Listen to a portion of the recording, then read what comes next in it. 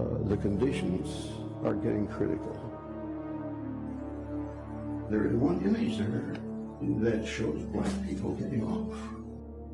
So people with dark skin getting off. Not dark, black. Black skin. Really black.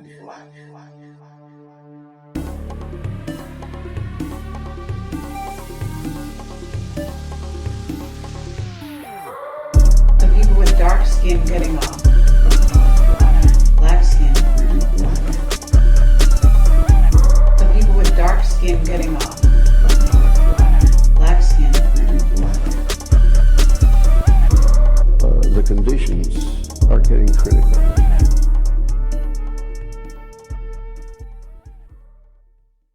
Shalom, brothers and sisters. I am your host, Yehuda Moshe, and this is A Testimony in Jacob.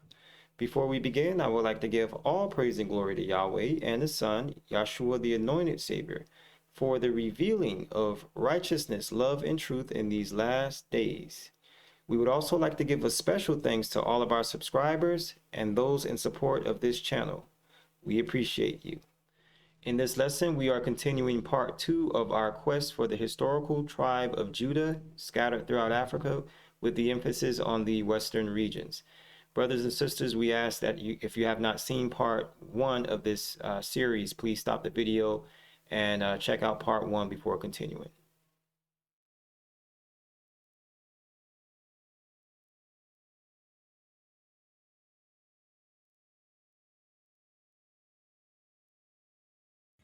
Jews are like black people, but we were black people before.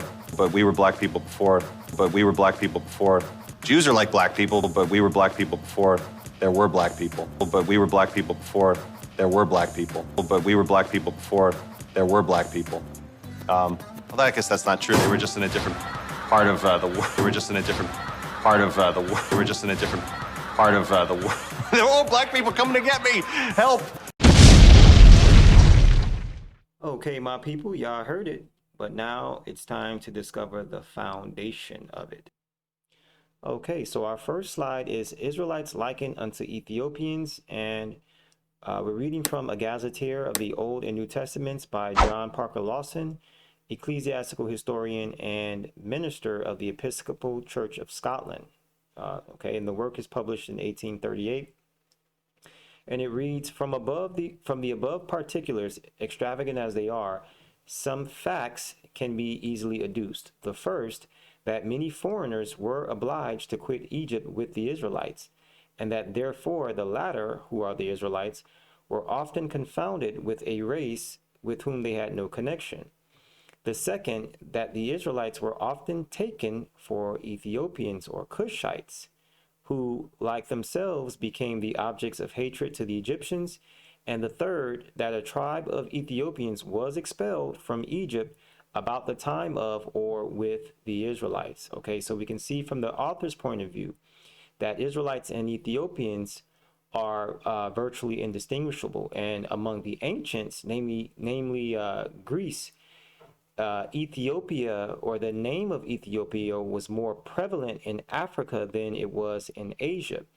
Okay, so when we look at the biblical perspective of Cush and Ethiopia, we must understand, brothers and sisters, that it embodied the whole of Africa as well as its sea, which we now call the Atlantic Ocean. Okay.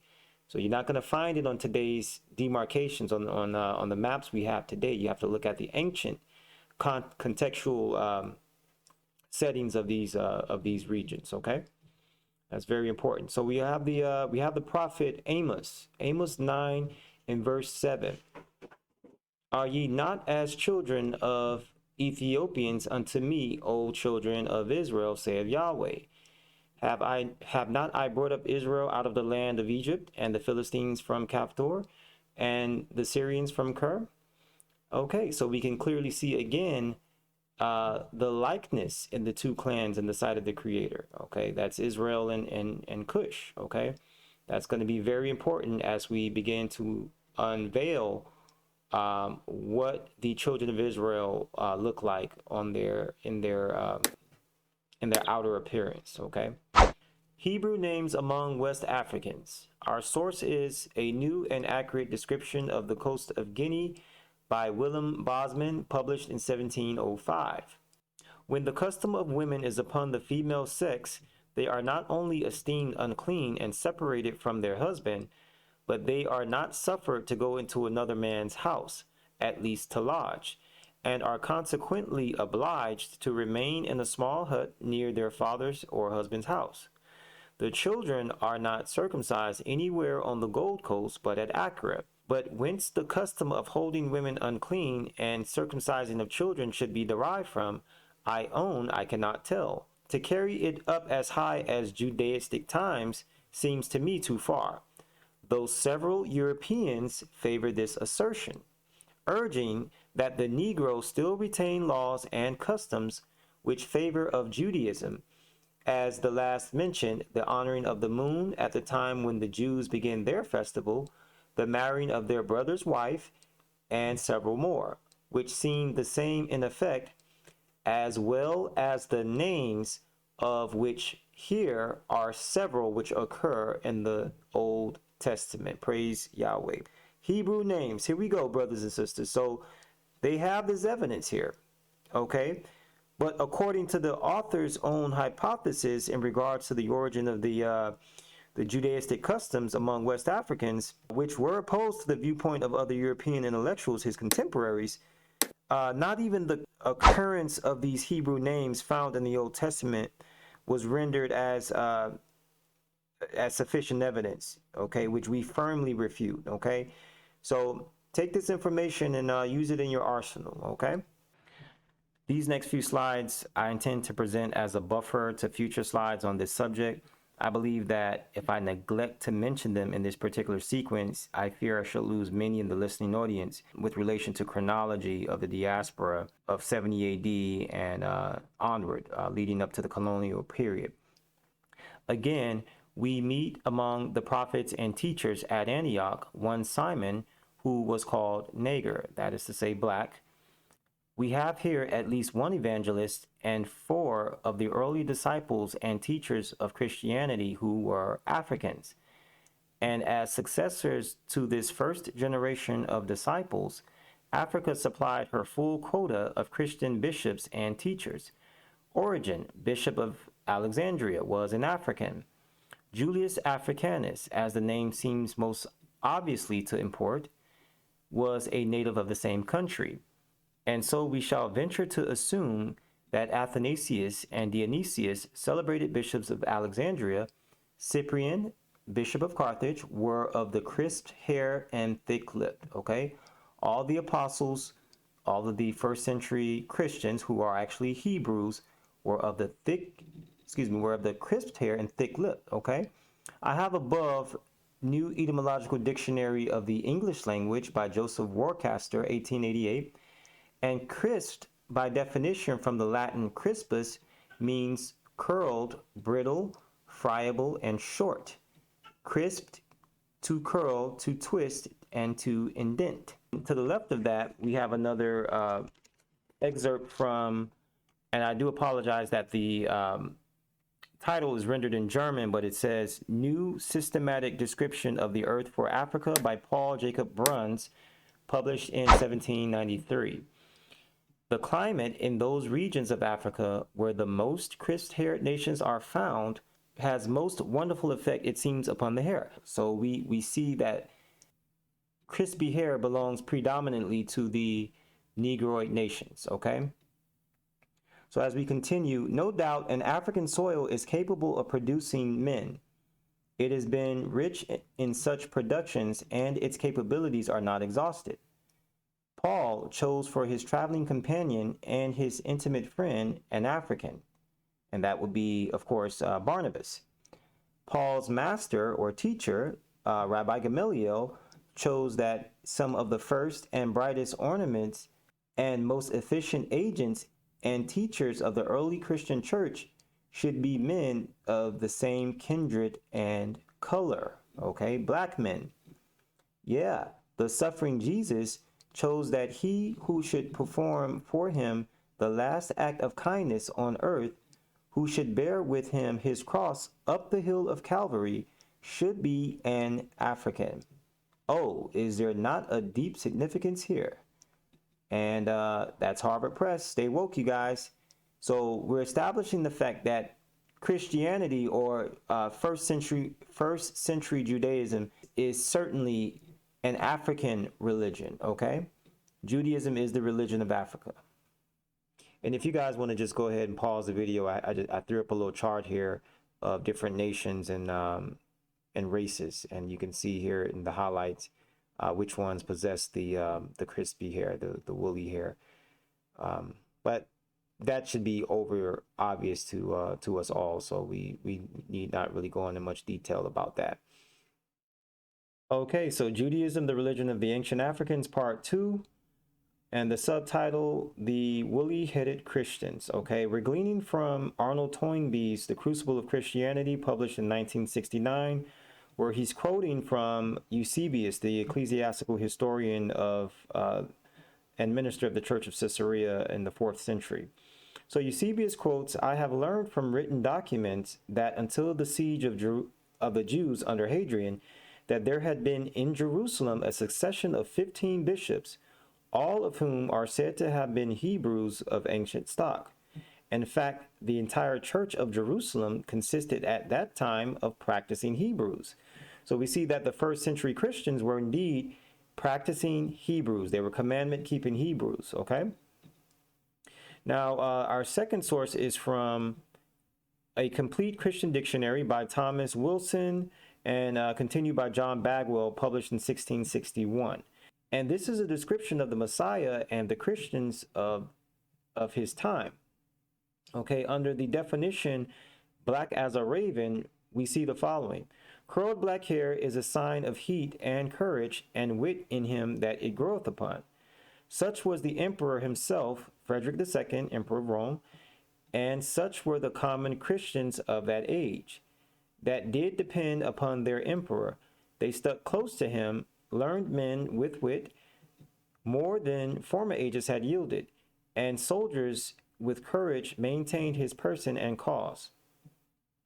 That fullness of grace which is communicated to his human nature is wondrously beautiful, and so sets it forth as the black curled locks do a fresh and well-favored countenance. His hair, first black as a raven, then colored and crisped, okay? So far as he is in the very least ornament of nature more than the sons of men. So we see the description of the Messiah as having locks, okay?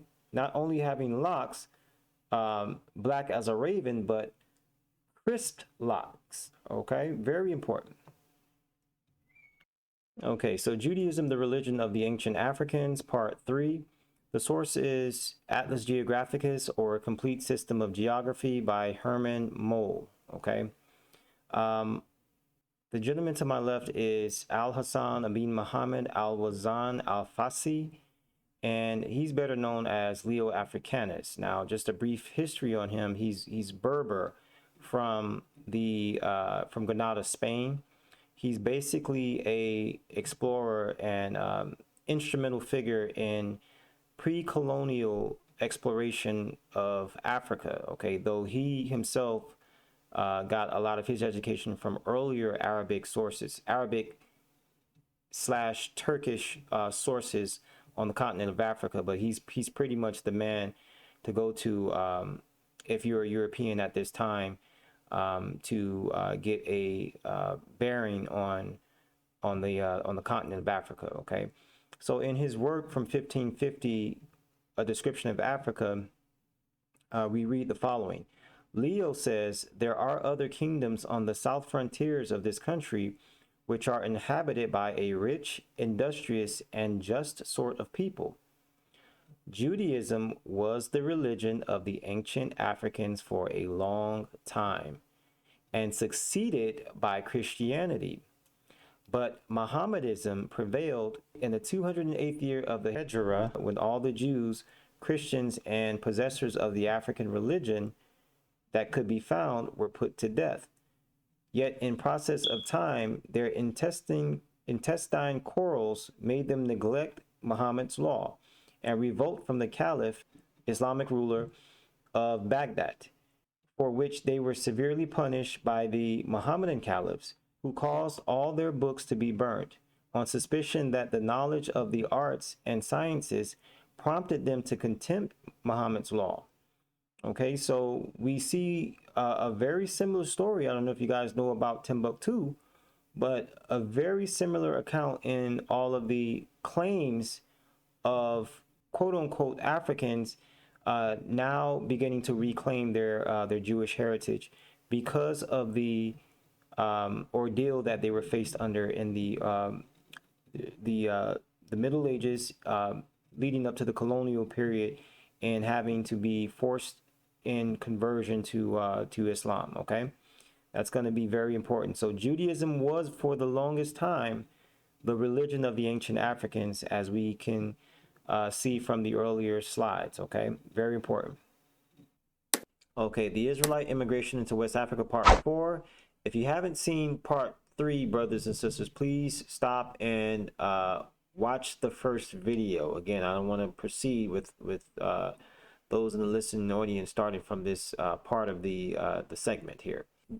And the source we're using is James Bill Horton, surnamed Africanus, an Igbo, and that's very important because this is one of the oddities in Western academia in regards to the African perspective to colonial history. Okay, and this is his picture to the upper right. In my opinion, I mean, it looks like we share ancestry, and he's an Igbo man. So he writes, in those early days, Africa was known and famous amongst the then civilized portion of the world, and the Assyrians and Babylonians were among its earliest conquerors, so that about 67 years after the destruction of the temple, that is the first temple, we are told in Esther 1 that Ahasuerus, the king of Assyria, reigned from India unto Ethiopia over 172 provinces.